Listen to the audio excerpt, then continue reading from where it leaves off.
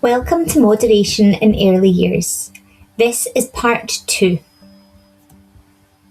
In part 1, we explored what is moderation, and in this part, we're going to explore how we can get started. Moderation is an established process in most schools. If you're based within a school, speak to your senior leadership team or teaching staff to find out more about the moderation processes already in place and how your early years setting can get involved. A good place to start is Education Scotland's diagram of the moderation cycle. This graphic has been used across broad general education to support the moderation process for many years. Exploring this model can help us understand the basics of moderation, but it can be difficult to unpick how this can be applied to a play-based early years approach. Developed by our colleagues in Fife Council, this graphic illustrates how Education Scotland's model of the moderation cycle can be applied effectively within the early years. Let's look at each section in turn. We start where learners are at the heart of every stage of the cycle and move through to use observations to plan interactions, experiences and spaces both responsibly and intentionally. In early years, we're accustomed to being responsive to our learners, keeping children at the centre of every process and decision. We are skilled at looking at individuals and thinking, what's next? How can I build on this child's interest or curiosity to support and challenge them to progress their learning and ensure they're achieving their full potential? There's nothing new here. We use previous observations to plan both intentionally and responsively. If not already common practice, practitioners should get into the habit of bringing their observations and tracking along to planning meetings to inform future planning.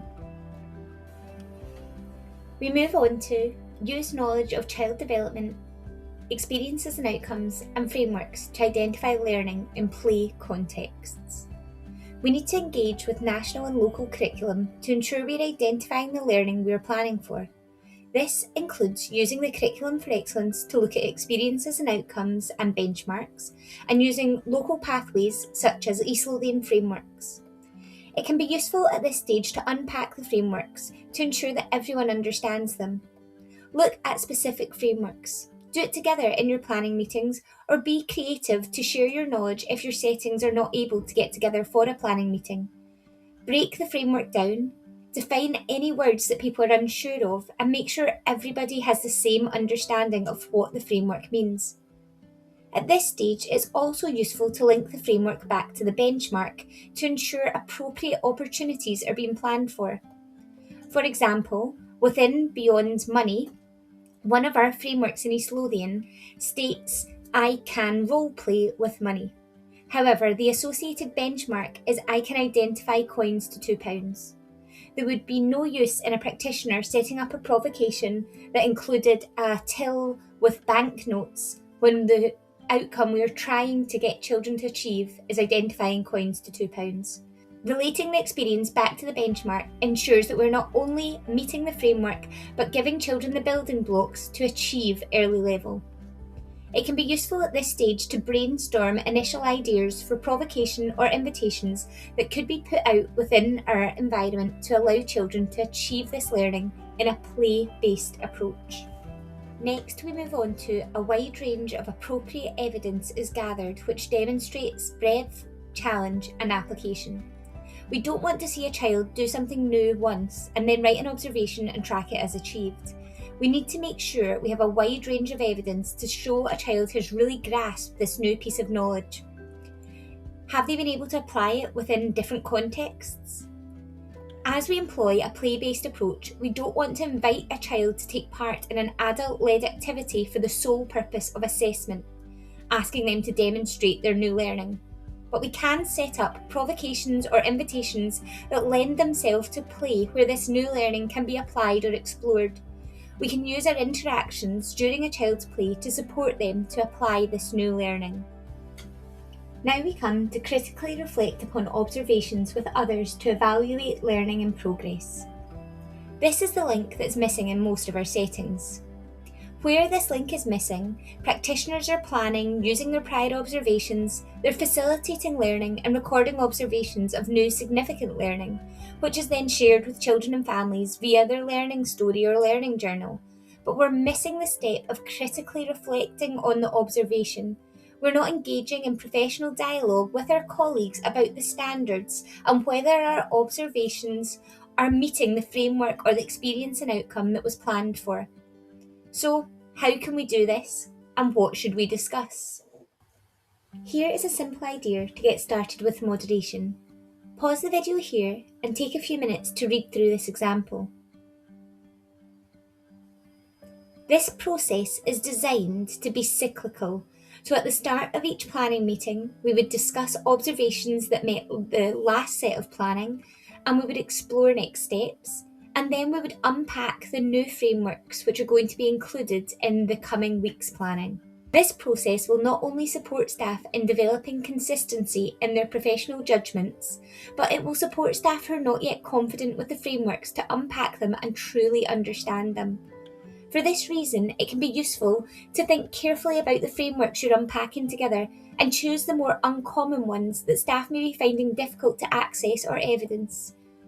Even within literacy, one of our most planned for areas of the curriculum, we see frameworks that many staff do not understand. For example, I can answer simple inferential questions about text and pictures, or I can identify single phonemes in spoken words. Do this together. As we said earlier in the video, break it down. Define words that people may be unsure of in the standards. Let's take a common one that we've just mentioned, which is often misunderstood.